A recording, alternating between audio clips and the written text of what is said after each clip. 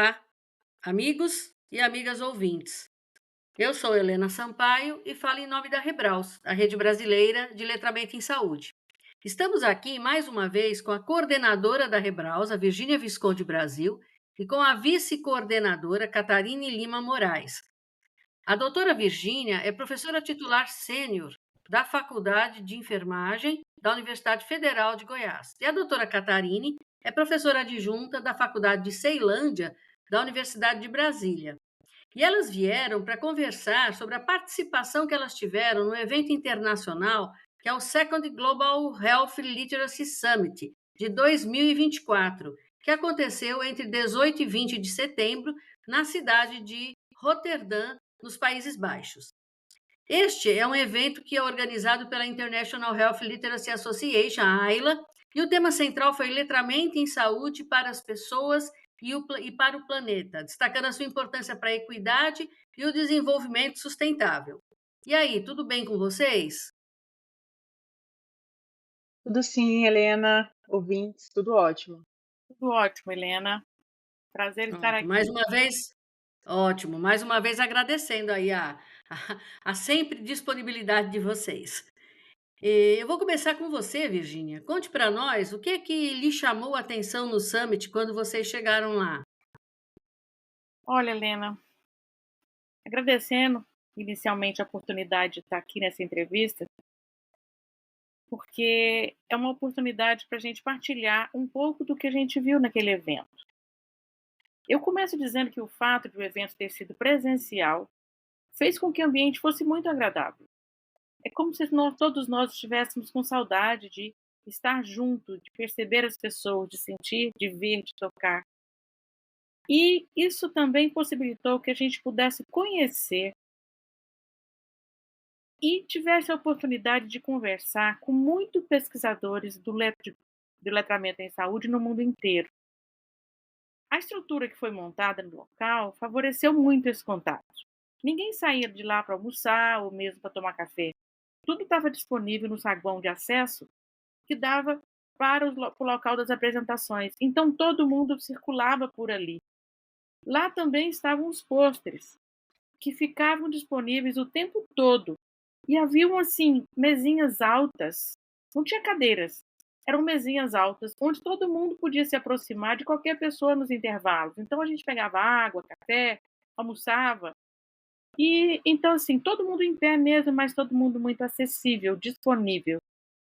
Foram mesmo, Helena, 3 dias de muito aprendizado. Foi muito bom. Maravilha. Sabe que você está falando isso? Eu nem tinha me passado pela cabeça, mas quando eu participei do evento do IHA, quando eles eram presenciais, 2014, 2015, 2016, era nesse estilo que você está dizendo aí. Você tinha uma mesa atrás, quer dizer, não sei se era igualzinho, mas era assim: você tinha uma mesa atrás do salão, lá na mesa era colocado um box com um lanchinho, então tinha fruta, tinha um sanduíche, tinha um suco, e depois você ia pegando ali e ia indo para assistir o evento. O evento não era em cadeiras, ele era em mesas.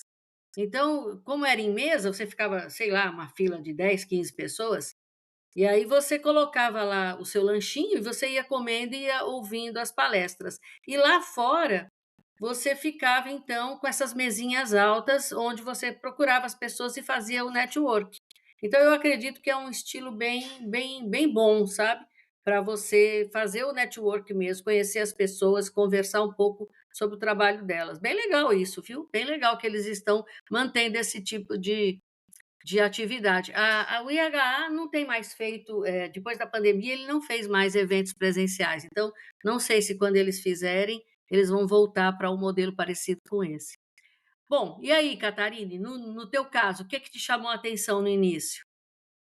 Olá, Helena, ouvintes, mais uma vez, obrigada por estar aqui hoje. Você falando do IHA, eu lembro que o último que eu fui em 2018, lembrando das mesas grandes, redondas que a gente tinha nos salões e esses espaços, é bem interessante.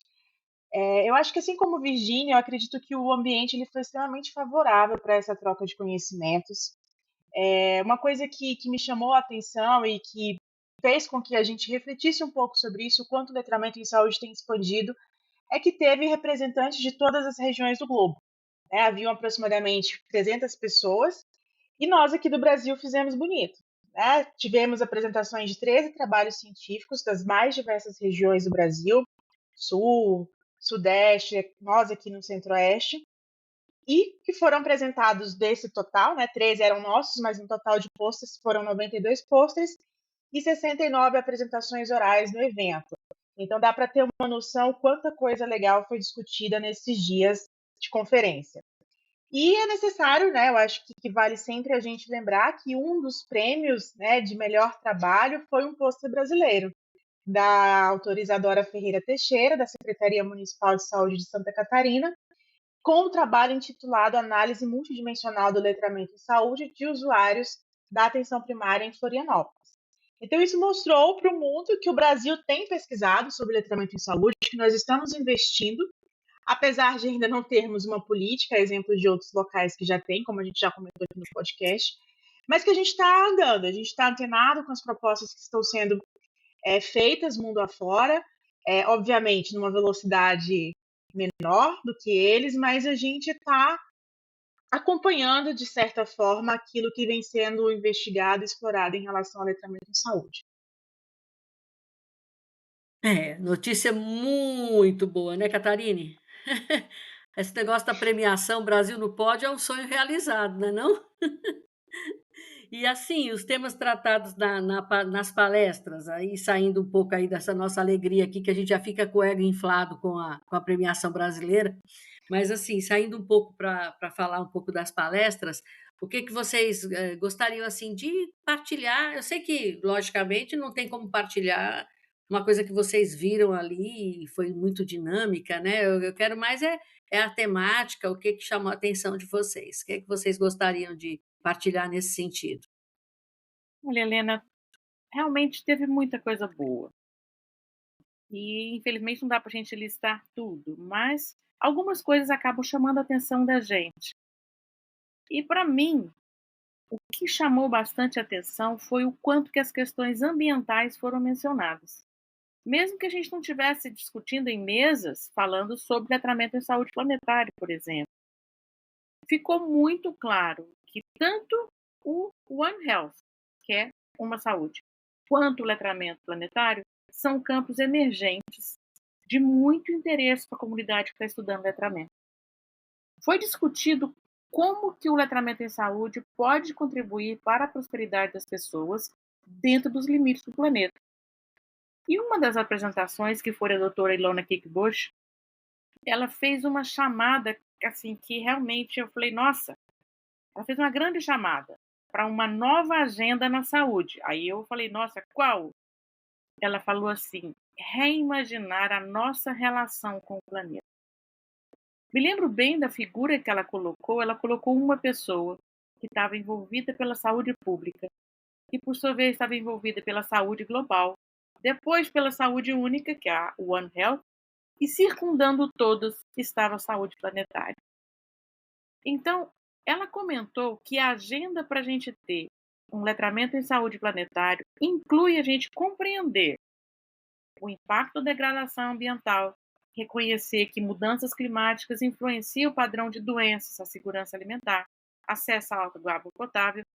E, além disso, a gente também, outra coisa é a habilidade de se envolver com decisões informadas e praticar ações que promovem tanto a saúde humana quanto a planetária, faz com que a gente perceba a importância do letramento saúde planetária.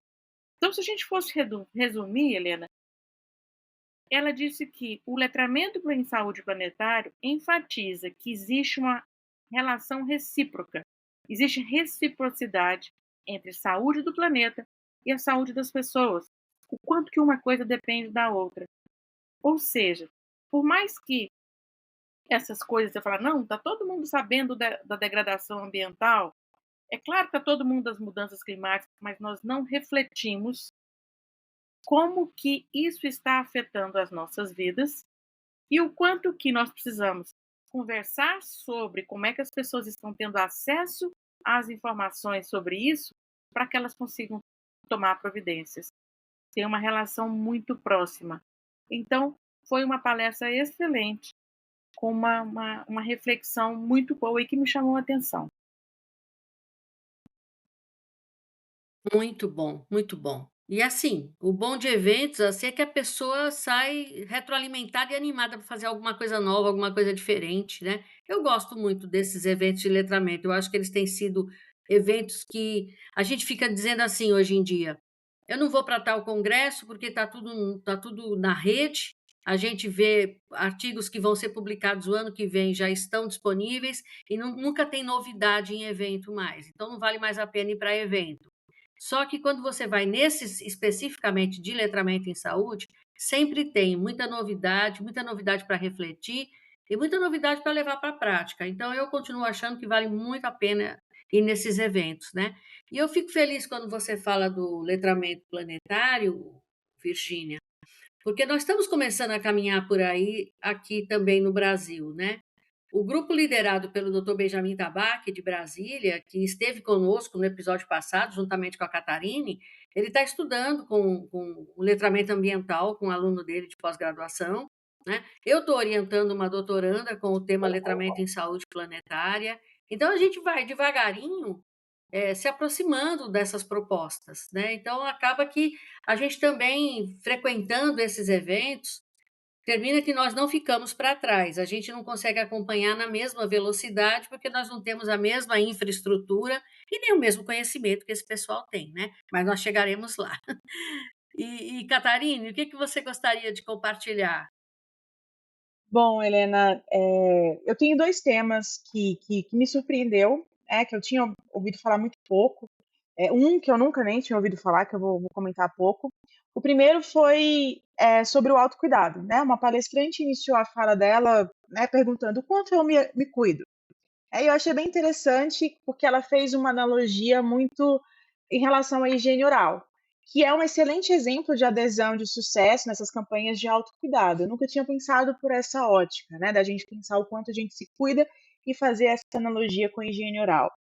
E o assunto é de reconhecer a importância do letramento nessa relação com o autocuidado, uma vez que o autocuidado tem esse potencial de capacitar as pessoas ao longo da vida, e eles estão falando muito no self-care literacy. Talvez alguns dos ouvintes já tenham tido contato com algum texto que trouxe essa expressão, que a gente tem, né, traduzido no português direto como letramento em autocuidado, como se fosse um dos subcampos do letramento em saúde, como a gente tem o oral, a gente já tem discutido outros tantos subcampos de letramento em saúde.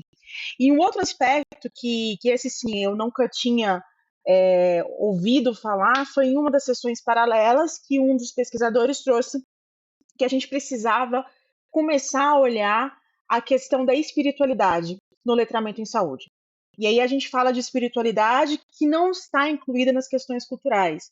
O quanto isso pode ser extremamente interessante para a gente ser pensado, mas que ainda é um campo muito tímido dentro do letramento em saúde. Eu falei, olha, eu nunca tinha parado para pensar sobre isso, né? Como a espiritualidade pode estar relacionada com o letramento em saúde, pensando em intervenção, pensando em uma série de coisas que a gente já tem discutido. Então, para mim, eu destaco esses 2 grandes temas que eu pude participar, né, de sessões paralelas, enfim, que eu acho que talvez no futuro isso venha ganhando mais força dentro da literatura brasileira. Uhum. Tô aqui cheia de inveja do bem, não é uma inveja má, é uma inveja do bem, de não ter estado lá para poder ter escutado essas coisas, né, muito legal. Eu também nunca ouvi falar em letramento, em analogia não, em associação com espiritualidade, nunca tinha ouvido falar não. Deve ser um negócio bem legal para ir para frente, deve ser um negócio bem legal para pesquisar, né. E essa questão do autocuidado é um negócio tão interessante, você sabe, o autocuidado pensando em higiene oral, depois que você falou, estava aqui pensando, eu sou uma pessoa da área da saúde, faço minha escovação do jeito que mandam, eu tenho uma filha dentista e um genro dentista. Então eles ficam no meu pé o tempo todo, como é que as coisas têm que ser feitas, então melhor para mim eles acharam que era a escova elétrica, e essa escova elétrica é para demorar no mínimo 1 minuto e meio, de preferência 2 minutos escovando, você escova à direita, escova à esquerda, escova para cima, escova para baixo. Bom, eles me deram aulas para escovar os dentes. Eu escovo os dentes direitinho, né. Mas uma coisa erradíssima que eu faço, e aí que você fala o autocuidado, como é que eu cuido da minha higiene oral? Eu tomo suco de laranja à noite, em seguida eu escovo o dente e vou dormir. E é uma coisa que não pode ser feita, né. Isso aí eles pegam no meu pé, porque, o pH da saliva mexe com o dente, se você associar isso eu não sei muito bem a explicação não, mas os dentistas que estão nos ouvindo sabem. Então se você misturar aí a pasta de dente com a questão do pH da saliva, associado com esse suco de laranja, você vai, estragar todo o esmalte dos dentes. Então eu fico pensando, realmente, eu acho que eu não tenho um bom cuidado, se eu for considerar a minha higiene oral. São coisas que a gente vai pensando até para traduzir para a nossa vida pessoal, não é não, gente? Essa é nova. Aí você não escova o dente? Não, eu escovo, mas eu tomo suco de laranja à noite, às vezes, porque eu durmo tarde, né. Aham. Então, às vezes, depois que eu janto, eu fico lá, eu tomo água, tal, mas aí de vez em quando dá vontade de tomar um copinho de suco de laranja. Só que às vezes coincide que é o horário que eu vou dormir. Foi aí que E tá, aí eu porque escovo o dente. A minha filha disse que era melhor eu não escovar, sabia? Olha só. e você não pode usar a escova sem a pasta de dente? Nem perguntei isso para ela, Virgínia, se pode ou não pode. Eu sei que ela me deu uma bronca quando ela descobriu que eu tomava suco de laranja um pouco antes de ir para a cama. Aí você falando aí de que uma maneira de você olhar o autocuidado é a higiene oral, né, aí eu fiquei logo imaginando que não adianta nada a gente ser da área da saúde, nós temos erros, né, erros no autocuidado. Então você imagina uma pessoa que não é da área da saúde, os tipos de erro que ela comete inadvertidamente, né, na questão do autocuidado. Mas é por isso que Então precisa do letramento. O letramento é o acesso à exatamente. informação. Você acabou de partilhar conosco uma informação, nós compreendemos e não vamos mais tomar suco de laranja com pasta de dente. Então nós acabamos de aprender isso no letramento. Então, eu acabei de fazer um upgrade no meu letramento, entendeu? De self-care. É, o pior é que eu não sei nem se eu estou passando a informação, assim, do jeito que é para ser, cientificamente falando, né. Eu tô mais impressionada com as broncas que eu levo da minha filha e do meu genro, e aí você falou da higiene oral e eu me lembrei. Ó, talvez já um próximo tema aí para os dentistas que nos ouvem, vir esclarecer essa história da pasta de dente, porque é letramento também, né? Comportamento, eu É. acho que talvez seja o próximo podcast para a gente esclarecer. Sim, tem que discutir isso. Vamos ver se os dentistas que estão nos ouvindo já mandam alguns alertas para nós aqui nos comentários, que a gente pode fazer comentários via Spotify, quem sabe eles fazem.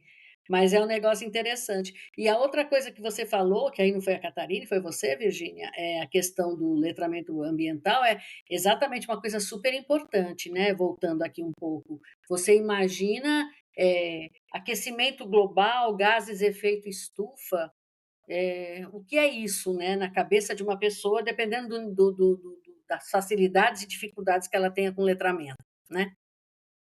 Como ela recebe, porque escutar falar é como vocês disseram, escutar falar, todo mundo está escutando falar, né, aquecimento global, mudança climática, né, desastres da natureza, mas como que a pessoa, entende isso, dependendo da maneira como ela está em relação ao letramento em saúde? É um negócio bem importante mesmo. Foram reflexões importantes, gente. Muito É, legal esse evento, muito legal. Helena, E assim, a gente vê que está saindo subcampo de letramento mais ainda, né, como você destacou, Catarina, aí já vem o autocuidado, né, então é bem legal mesmo. A espiritualidade, que eu nunca tinha ouvido falar também, tudo novidades.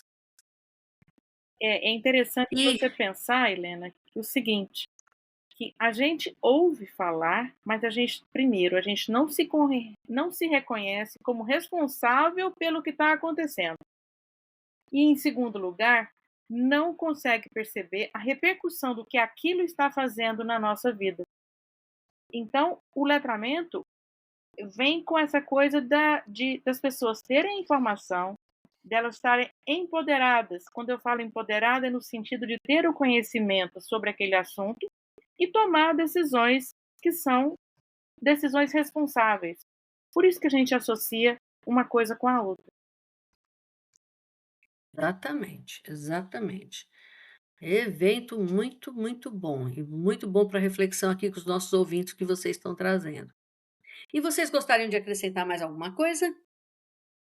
Olha, eu preciso ainda contar para todo mundo que o evento, a organização do evento, separou um horário para que fossem realizadas reuniões regionais, que foram reuniões dos grandes grupos. Então, se reuniu o grupo da Ásia, o grupo europeu e nós, no nosso caso, os países da América Latina.